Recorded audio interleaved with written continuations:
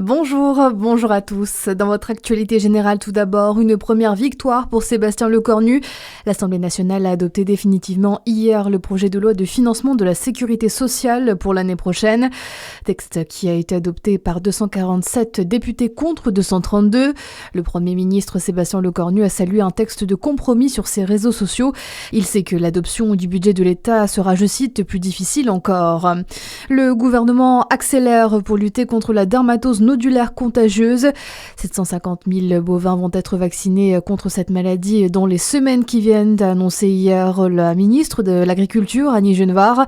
Jusqu'à maintenant, la vaccination concernait 8 départements du sud-ouest, mais s'élargit désormais à l'Hérault et le Tarn. Des annonces qui n'ont pas convaincu les agriculteurs qui s'opposent à l'abattage total dès la détection d'un cas. Les mobilisations doivent se poursuivre. D'ailleurs, les jeunes agriculteurs et la FDSEA de Côte d'Or appellent à la mobilisation à Bruxelles demain.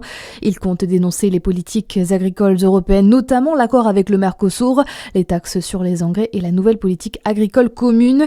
Au total, ce sont 10 000 agriculteurs européens qui seront attendus pour ce prochain Conseil européen.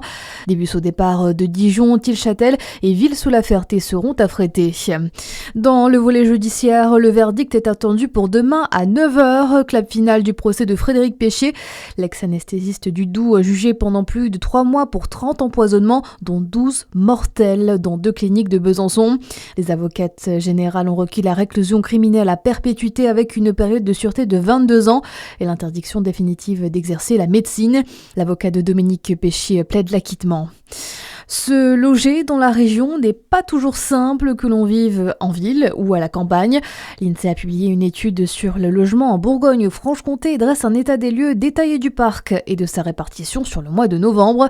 Une situation complexe au regard des besoins, Pierre Bremont. Oui, le nombre de logements continue d'augmenter en Bourgogne-Franche-Comté. Or, la croissance du parc, elle ralentit à l'inverse des mutations démographiques. La région compte aujourd'hui près d'1,6 million de logements. Problème, ils ne sont pas toujours là où on en a besoin. Dans une partie du Jura, la vacance progresse. Près d'un logement sur 10 est inoccupé, souvent ancien et difficile à remettre sur le marché. À l'inverse, autour de Dijon, la tension reste forte. Les prix et les loyers élevés compliquent l'accès au logement, notamment pour les jeunes actifs et les ménages modestes. Autre déséquilibre majeur, plus de 60% des ménages d'une ou 2 personnes vivent encore dans de grands logements peu adaptés à leurs besoins.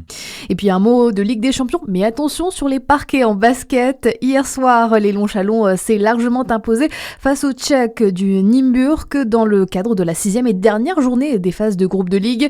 Score final 97-84, Chalon second au classement du groupe B. Voilà pour l'essentiel, à suivre votre météo sur Fréquence Plus.